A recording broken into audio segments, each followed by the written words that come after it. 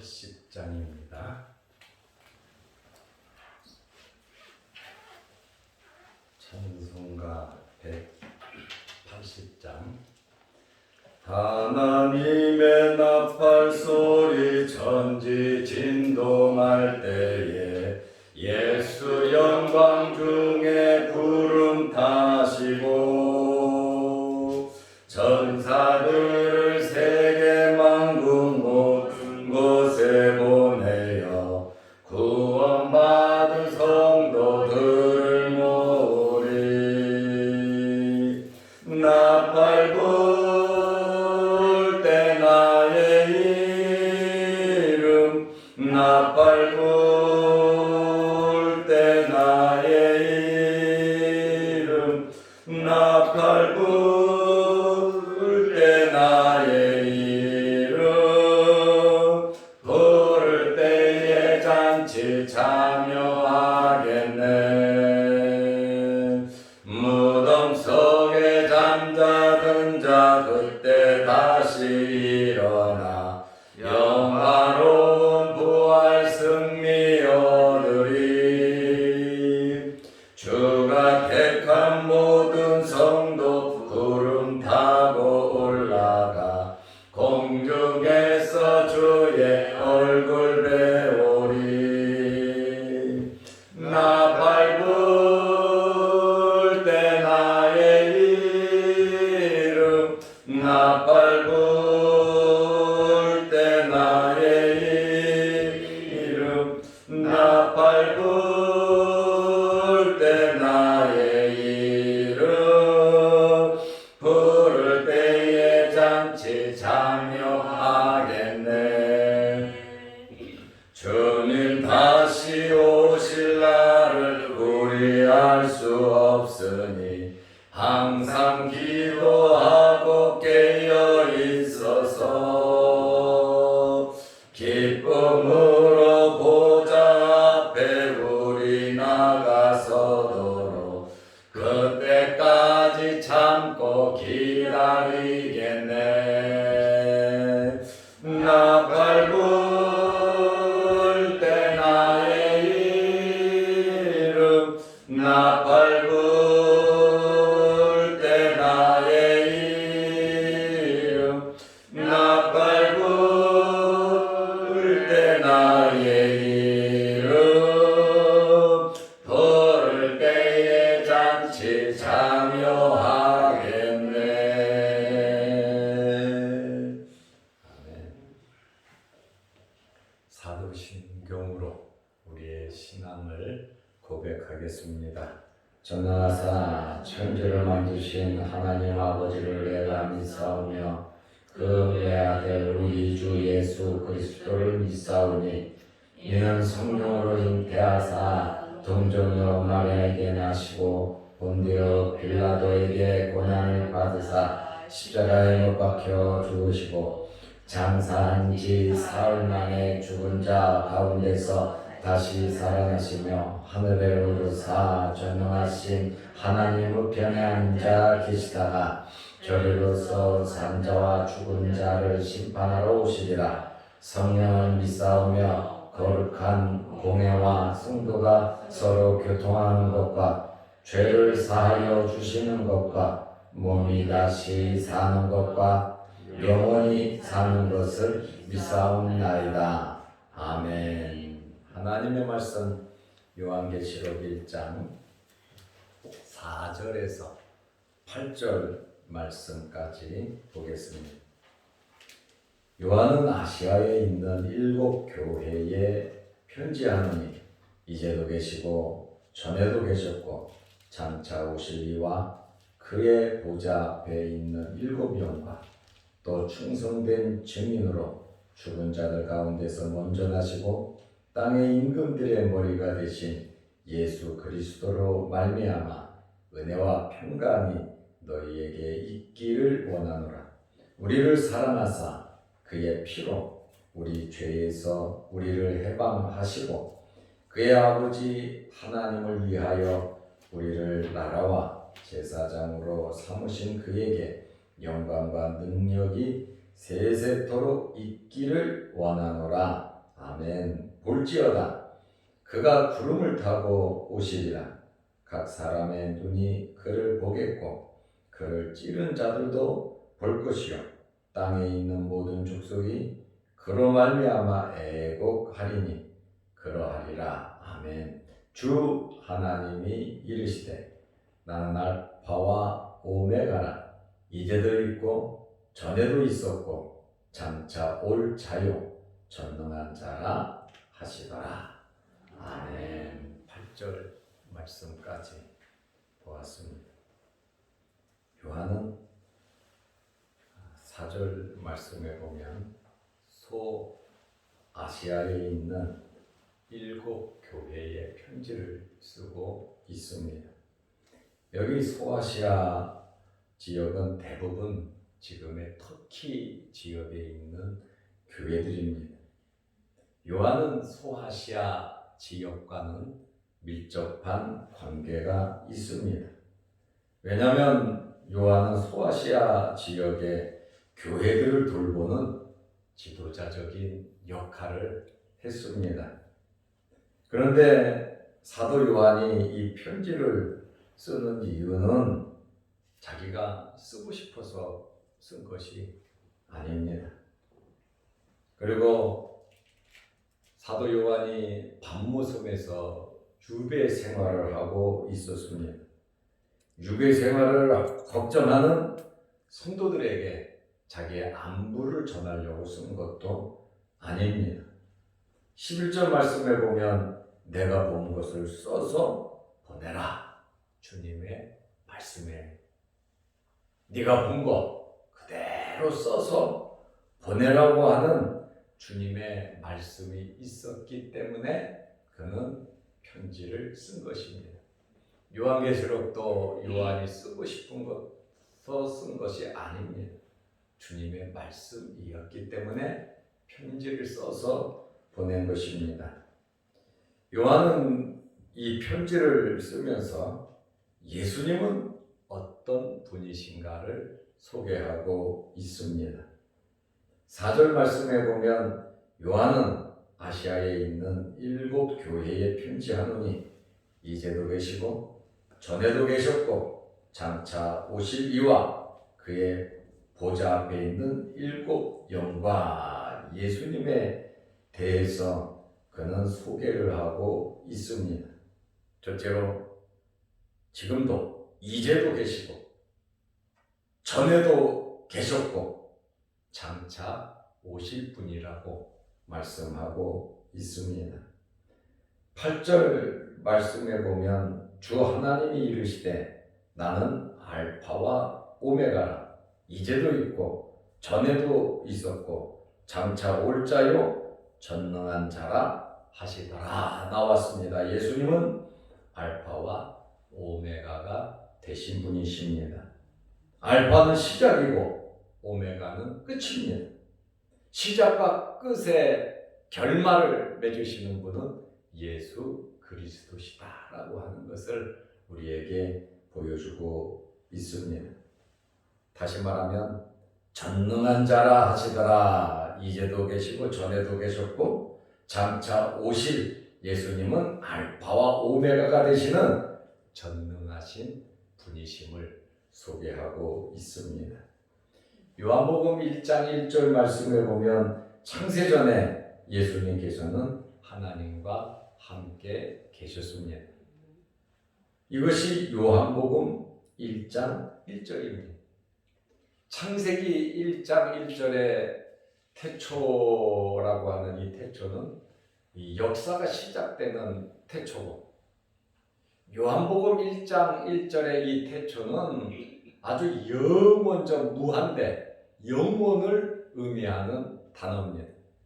창세기의 태초는 역사의 시작을 의미하고 있고, 요한복음 1장 1절의 태초는 영원을 의미하고 있는데, 창세 전에 예수님께서는 하나님과 함께 계셨다.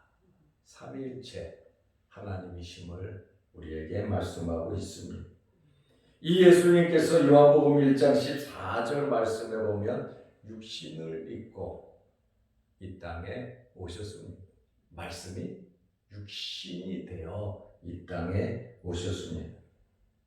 오셔서 십자가에 못 박혀 죽으시고 3일 만에 부활하시고 승천하셨고 하나님 보좌 우편에 앉아 계실 뿐 아니라 장차 이 땅에 오실 분으로 설명을 하고 있습니다. 예수님의 재림은 요한이 있다 그래서 있고 요한이 없다 그래서 없는 것은 아닙니다. 예수님의 재림은 다수결로 오실 것이다 안 오실 것이다 결정할 수도 없고, 예수님은 오신다 그래서 오시고 안 오신다 그래서 안 오시는 분이 아니라 예수님은 꼭 재림하시는 분이십니다. 7절과 8절 말씀에 보면 예수님의 재림을 2번 강조하고 있습니다. 예수님은 어떻게 재림하십니까? 첫째로 구름을 타고 오신다고 7절에 말씀하고 있습니다. 아마 이 구름은 지금 하늘에 있는 구름 같은 것이지 그 구름은 아닐 것이다. 이렇게 영광스러운 그러한 모습으로 오실 것을 말씀하고 있는데, 구름을 타고 오신다? 예수님께서도 말씀하셨습니다. 그리고 천사들도 하늘로 가심을 본 그대로 오실 것을 천사들도 증언했고, 베드로, 바울 할 것 없이 예수님의 제자들도 예수님께서 이 땅에 오실 것, 특별히 구름을 타고 오실 것을 말씀하고 있습니다. 두 번째로 예수님의 재림은 모든 사람이 다 볼 것이다. 이렇게 7절에 말씀하고 있습니다. 각 사람이 보는데 그를 찌른 자들도 볼 것이다. 이렇게 말씀하고 있습니다. 예수님의 재림은 우리 모두가 볼 수 있는 그러한 광경 속에 오시기 때문에, 내가 예수님의 재림을 보지 못했다면 예수님은 아직 오신 것이 아닙니다. 누구든지 다 볼 수 있도록 영광스럽고 승리적인 재림이 이루어질 것이기 때문에, 그리스도가 여기 있다 저기 있다 재림했다 뭐 이런저런 말이 있다 하여도 우리는 그것을 믿을 필요가 없다는 거예요. 왜? 예수님의 재림을 내가 목격하지 못했으면 아직 주님 오신 것은 아니다. 그 말씀입니다. 그래서 7절에 각 사람이 다 볼 수 있고 예수님을 찌른 자들도 볼 것이라고 말씀했고, 세 번째로 예수님의 재림을 보고 애곡할 것이다. 7절에 믿지 않는 자들은 애곡할 것을 말하고 있습니다. 그때는 예수님을 믿을 기회가 없다는 것이죠. 얼마나 황당하겠습니까? 재림 전에 환난이 있는데 그 환난을 통과하는 성도들에게는 피눈물이 흘렸을 것이고, 또 성도들을 핍박하는 자들, 마귀에게 속한 자들, 짐승에게 속한 자들은 엄청나게 교회를, 성도들을 핍박했습니다. 그리고 세상 사람들도 그 짐승들을 보고 하나님을 모욕하고 교인들을 모욕하고 예수를 믿지 아니하고 우상을 섬겼단 말이에요. 그런데 주님께서 재림하신다라고 하면 말씀대로 오시기 전에 그때는 기회가 늦은 겁니다. 그래서 우리는 지금 부지런히 주님의 재림, 이 복음의 나팔을 불어야 하는 것입니다.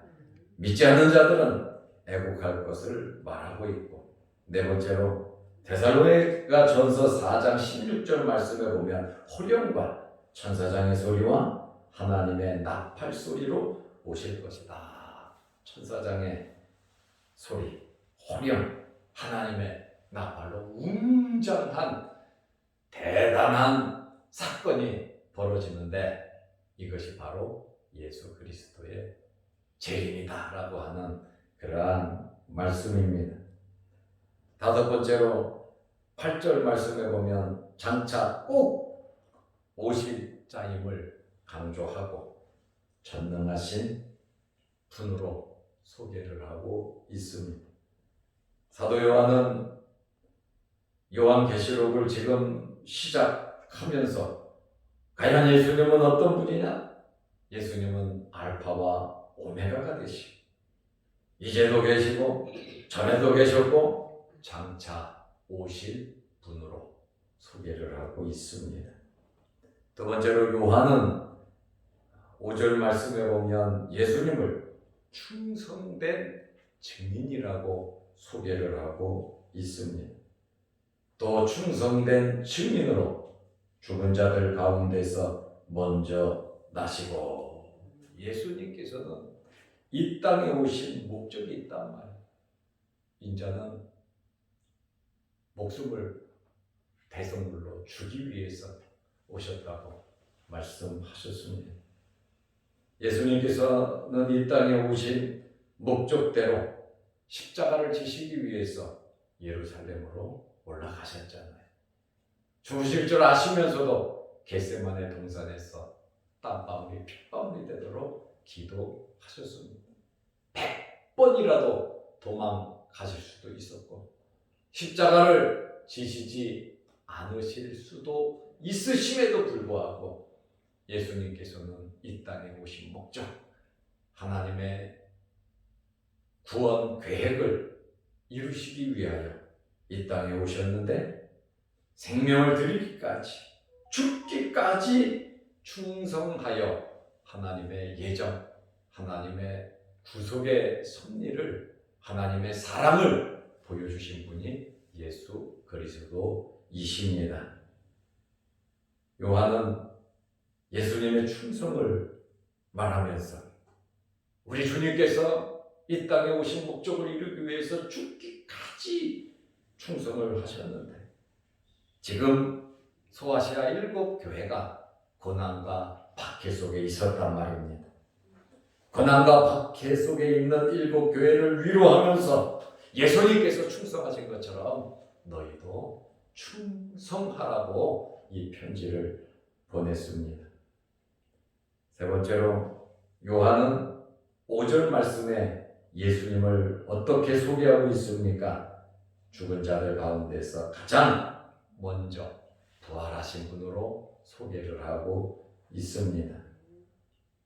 5절 말씀에 보면 죽은 자들 가운데서 먼저 나시고 그랬습니다. 죽은 자들 가운데서 먼저 부활하셨다고 하는 말씀입니다. 고린도전서 15장 20절 말씀에 보면 그러나 이제 그리스도께서 죽은 자 가운데서 다시 살아나사 잠자는 자들의 첫 열매가 되셨도다. 사망의 한 사람으로 말미암았으니 쓰나 죽은 자의 부활도 한 사람으로 말미암는도다. 예수님은 부활의 첫 열매가 되셨습니다. 부활의 길을, 부활의 문을 예수님께서 여셨습니다. 그러므로 죽은 모든 사람들이 예수 그리스도께서 부활하신 것처럼 부활할 것을 말하고 있습니다. 이러한 부활을 받은 사람들은 영원히 죽지 아니하고 주님을 공중에서 만날 것을 성경은 말씀하고 있습니다. 언제 주님께서 우리를 살리시냐? 죽은 자들을 언제 살리시느냐? 그것은 주님 재림하실 때 살리신다라고 하는 그 때와 시기도 주님께서 말씀하셨습니다. 주님 재림하실 때 1차 부활이 있을 것이고, 어제 제가 계시록의 7가지 칠복에 대해서 말씀을 드렸습니다. 첫째 부활에 참여하는 자가 복이 있다 그랬거든요. 첫째 부활은 의인의 부활입니다.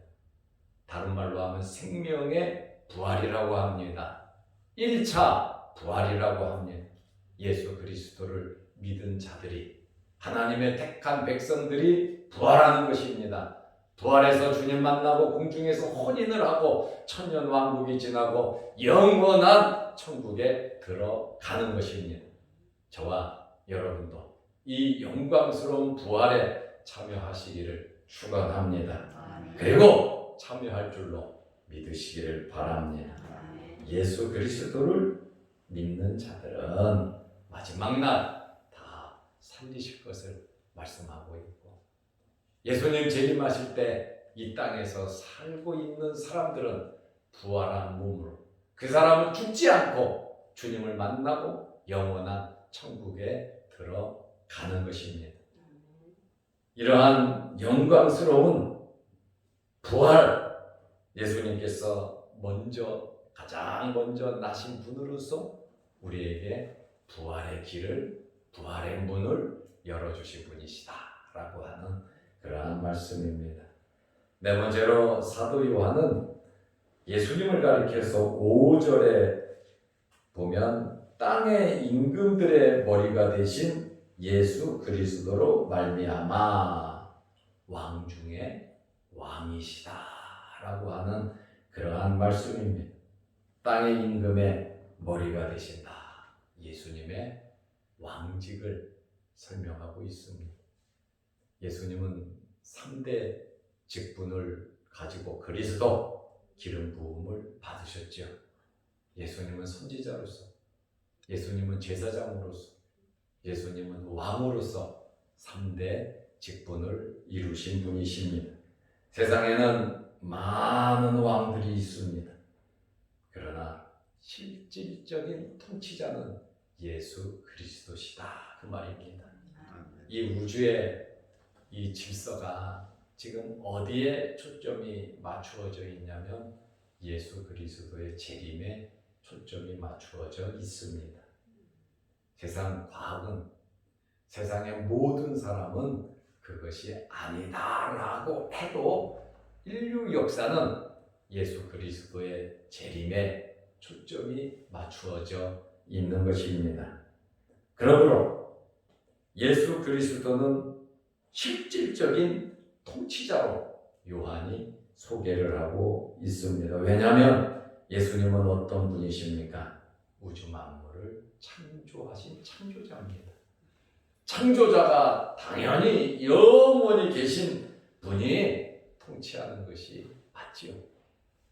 세상의 모든 왕들은 다 죽었습니다.